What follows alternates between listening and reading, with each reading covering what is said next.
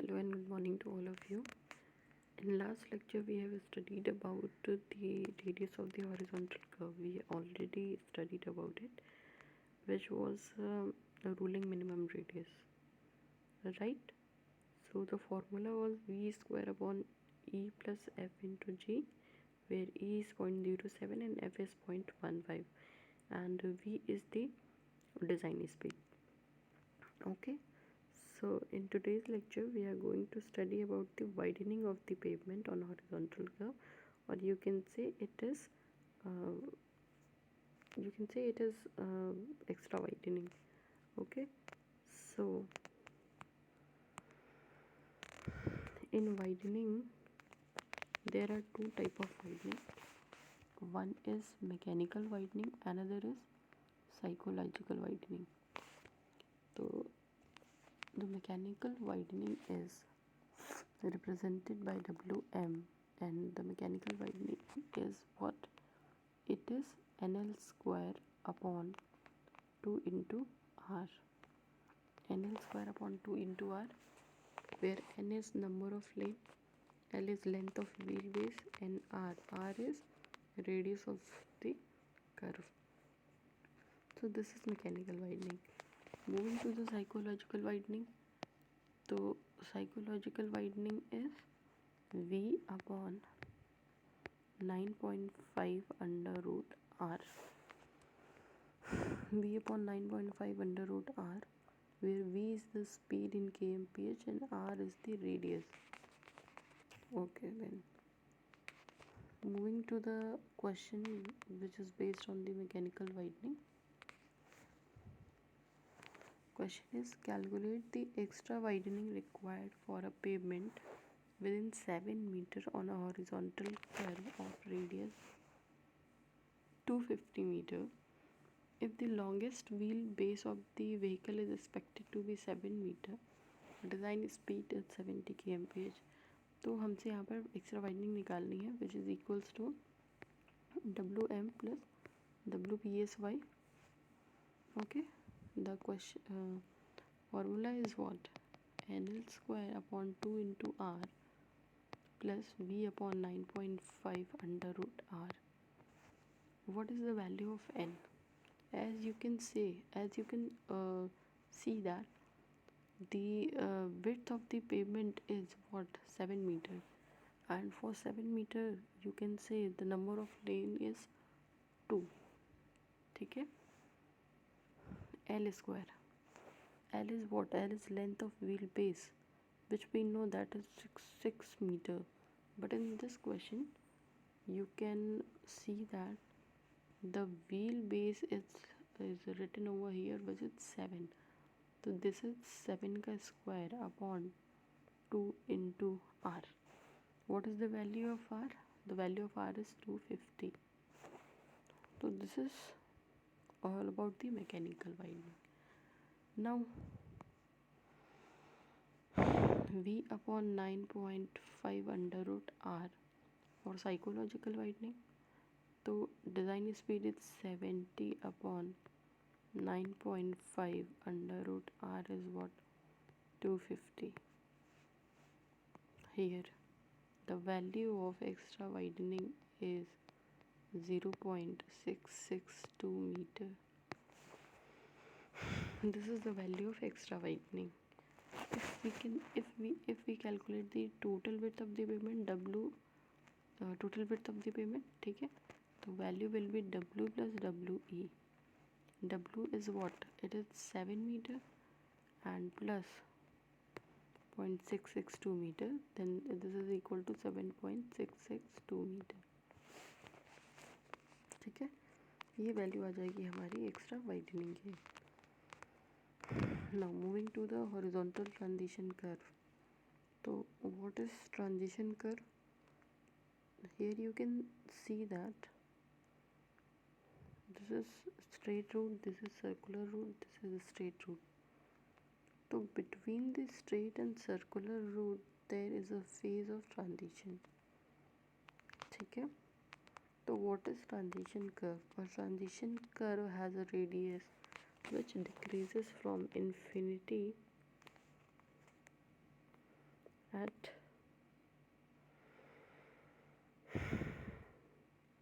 Function क्या है transition curve के, तो to introduce gradually the centrifugal force between the tangent point and the beginning of the circular curve.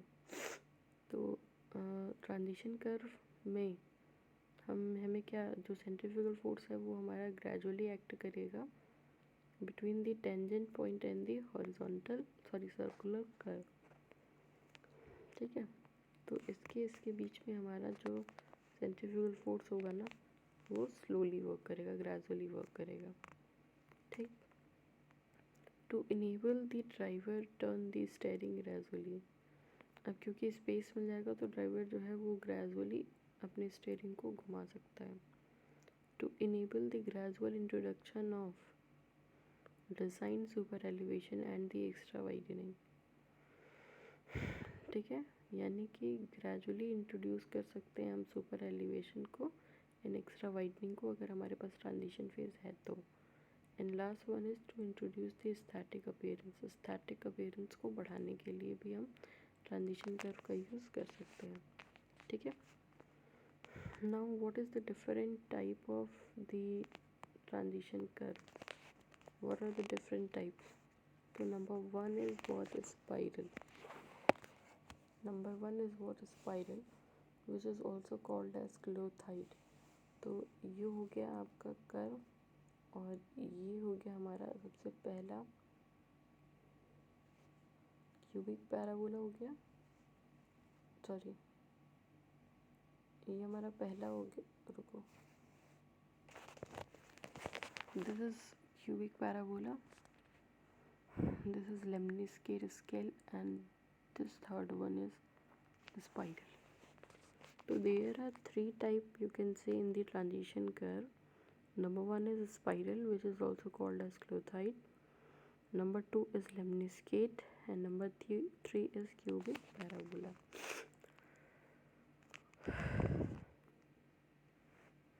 So how we calculate the value of the transition length of the transition curve? So here is the formula for the value to compute the value of transition curve, which is equals to what? LS is equal to, this is the formula, LS is equal to V cube upon C into R. This is the length of the transition curve formula, where what is the value of C? C is 80 upon 75 plus V. This is the value of C. ठीक है, अच्छा, ये तो हमारा पहले के लिए हो गया लेंथ निकालने के लिए। केस टू में हम लेंथ निकालेंगे कि if the pavement is rotated about centre और the pavement is rotated about inner edge. तो जैसा भी हमारा क्वेश्चन में होगा उस हिसाब से हम फार्मूला जो है निकालेंगे। तो ये हमारा फार्मूला हो जाएगा E into N, W plus W E. ठीक है, जहाँ पे E जो होगा हमारा सुपर एलिवेशन, N जो है deviation, W is width of the pavement and W is extra widening. ये हो गई हमारी केस टू की बात। अगर यही पेवमेंट हमारा रोटेटेड अबाउट सेंटर होगा तो हमारा ये फार्मूला हो जाएगा LS is equal to E into N, W plus W E upon 2। ठीक है, ये हमारा एक फार्मूला हो गया। अच्छा, अब हम एम्पिरिकल फार्मूले पे आ जाते हैं। तो एम्पिरिकल फार्मूला हमारा प्लेन एंड रोलिंग टेरेन के लिए होता है 2.7 वी स्क्वायर अपॉन आर, और माउंटेनियस एंड स्टीप के लिए हो जाएगा वी स्क्वायर अपॉन आर। ठीक है, अब इसमें हमें जो एक और चीज़ निकालने के लिए बोलता है एस की वैल्यू, विच इज शिफ्ट। तो shift is equal to what? LS square upon 24R, LS square upon 24R। ठीक है,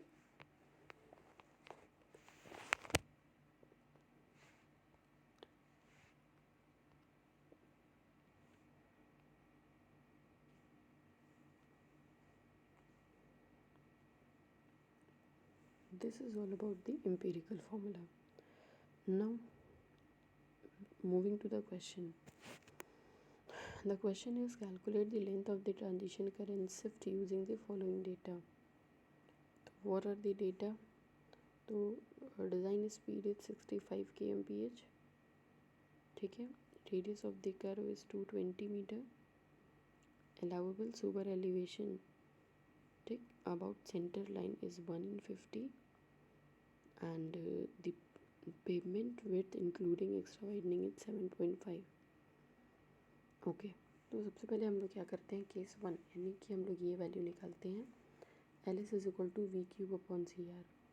इससे हम लेंथ ऑफ ट्रांजिशन कर्व निकालेंगे, इससे निकालेंगे, इससे निकालेंगे, देन इससे निकालेंगे, और इन तीनों में जो मैक्स वैल्यू आएगी वही हमारी लेंथ कहलाएगी। तो L S is equal to V cube upon C R से जब हम लेंथ ऑफ ट्रांजिशन कर्व निकालेंगे तो हमें एक टर्म की ज़रूरत होगी विच इज सी। सी को निकालने का फॉर्मूला है 80/75 प्लस वी। तो सबसे पहले हम सी की वैल्यू निकाल लेते हैं, ठीक।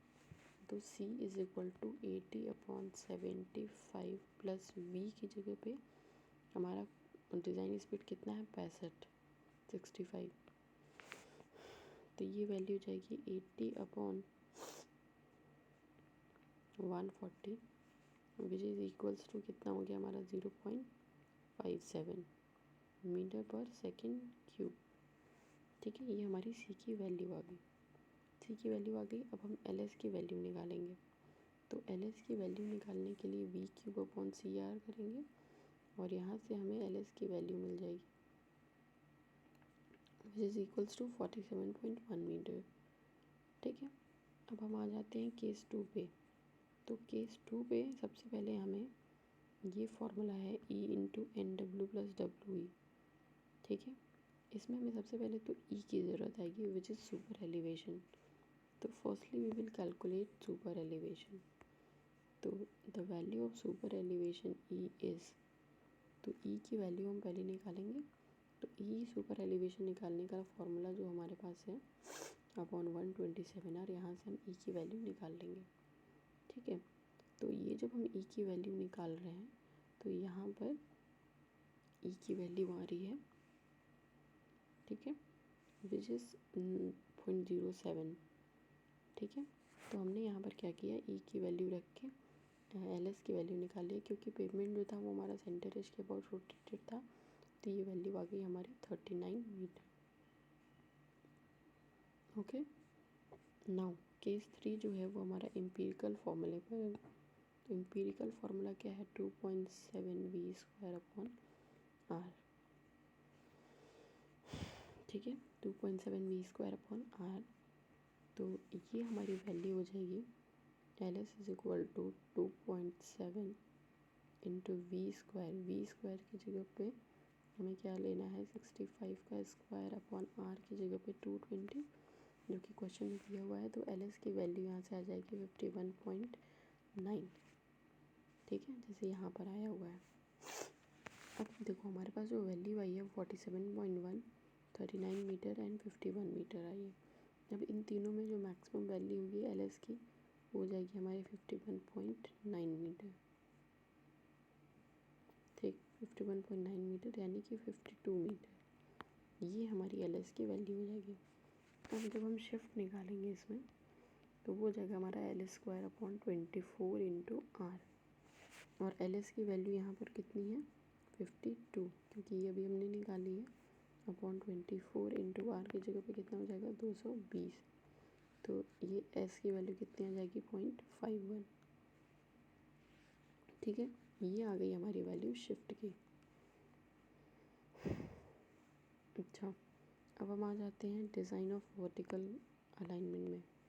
वर्टिकल अलाइनमेंट में तो हमारा vertical alignment, the vertical alignment is the elevation और profile of the centre line of the road. Vertical alignment consist of grade and vertical curve, ठीक है। Vertical alignment influence the vehicle speed, acceleration, deceleration and sight distance and comfort. तो सबसे पहले यहाँ पर देखिए जो वर्टिकल अलाइनमेंट होती है वो वर्टिकल अलाइनमेंट को हम दो पार्ट में डिवाइड करते हैं। एक होता है हमारा ग्रेडियंट और दूसरा कहलाता है हमारा वर्टिकल कर्व, ठीक है, वर्टिकल कर्व। और इस वर्टिकल कर्व को अनदर दो पार्ट में डिवाइड करते हैं। तो एक होता है हमारा समिट कर्व एंड सेकंड होता है हमारा वैली कर्व। तो हमें सबसे पहले ग्रेडियंट के बारे में पढ़ना है। देन हम वर्टिकल अलाइनमेंट में जाएंगे और समिट एंड वैली कर्व के बारे में पढ़ेंगे। तो हमारा ग्रेडियंट देखिए, ग्रेडियंट क्या हो, ग्रेडियंट कितने तरीके से हम इसको डिस्क्राइब कितने पार्ट में डिवाइड कर सकते हैं? Ruling gradient, limiting, exceptional and minimum. There are 4 kind of gradient overall. तो सबसे पहले आ जाते हैं हम रूलिंग ग्रेडियंट पे। तो रूलिंग ग्रेडियंट कौन सा ग्रेडियंट होता है?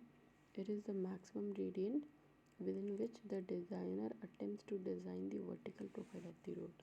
जो भी हमारे रोड का वर्टिकल प्रोफाइल होता है ना, वो जिस डेटा पे डिज़ाइन होता है, जो डिज़ाइनर डिज़ाइन करना चाहता है, उसी को हम क्या बोलते हैं? Ruling gradient. ठीक है, इसको हम बोलते हैं रूलिंग ग्रेडियंट। और रूलिंग ग्रेडियंट को एक और नाम है जो हम कहते हैं डिज़ाइन ग्रेडियंट। डिज़ाइन ग्रेडियंट, क्योंकि यही डेटा रख के हम डिज़ाइन करते हैं, इसलिए हम इसको डिज़ाइन ग्रेडियंट भी कहते हैं। अच्छा जी, अब हम आ जाते हैं लिमिटिंग ग्रेडियंट पे। तो लिमिटिंग ग्रेडियंट क्या होती है? लिमिटिंग ग्रेडियंट होती है वो रूलिंग ग्रेडियंट से थोड़ी सी ज़्यादा होती है। ठीक है, थोड़ी स्टीप होती है। तो limiting gradient is the gradient where the topography of the place compels adopting steep gradient. ठीक है, एक्सेप्शनल ग्रेडियंट, एक्सेप्शनल ग्रेडियंट है तो ये एक्सेप्शनली ग्रेडियंट होता है, मतलब थोड़ा सा और ज़्यादा स्टीप होता है। तो exceptional gradient is gradient still steeper than above and it should be adopted by short stretches. ये इतना ज़्यादा स्टीप होता है कि हम इसको लॉन्ग स्ट्रेचेस पे प्रोवाइड नहीं कर सकते, क्योंकि बहुत ज़्यादा और बहुत दूर तक हम स्टीपनेस नहीं ले सकते हैं, क्योंकि इससे हमारा जो व्हीकल होगा वो डिस्कम्फर्ट होगा, वो नहीं चल पाएगा। तो यहाँ पर हम मैक्सिमम नहीं देंगे, मैक्सिमम भी देंगे तो हम 100 मीटर से ज़्यादा का स्ट्रेच नहीं देंगे एक्सेप्शनल ग्रेडियंट का। ठीक है, minimum gradient, what is minimum gradient? तो it is that gradation which is provided in view to drainage and topography. It depends on rainfall, run off, type of soil and topography. तो minimum gradient क्या होता है? Minimum gradient जो होता है वो हमारा ड्रेनेज एंड टोपोग्राफी के पॉइंट ऑफ व्यू से होता है। लाइक अगर हम रोड पे मिनिमम भी अगर ग्रेडियंट प्रोवाइड करें तो वो कम से कम हमारे कैम्बर के तो बराबर होगा ही होगा। ठीक है, वो कैम्बर के बराबर होगा मिनिमम।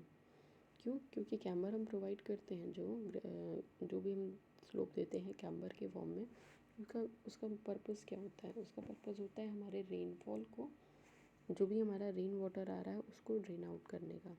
तो मिनिमम ग्रेडेशन हम कितने का देते हैं? कैम्बर का। ठीक है, अच्छा, अब हम आ जाते हैं grade compensation of the horizontal curve. तो यहाँ पर जो हमारा ग्रेड कंपनसेशन होता है ना, हमें 2 वैल्यूज़ को याद रखनी है। कि एक हमारा ग्रेड कंपनसेशन होता है जिसको GC से हम इसको सपोज डिनोट करें, GC is equal to 30 + R/R। ये हो गया हमारा परसेंटेज में, या फिर 75/R, ये भी हो गया हमारा परसेंटेज में। तो हम दोनों तरीके से वैल्यू निकालेंगे और जो मैक्सिमम वैल्यू होगी वही हमारा ग्रेड कंपनसेशन होगा। ठीक है, तो according to IRC the grade compensation is not necessary gradation flatter than 4%। 4% से ज़्यादा फ्लैटर हमारा नहीं होना चाहिए।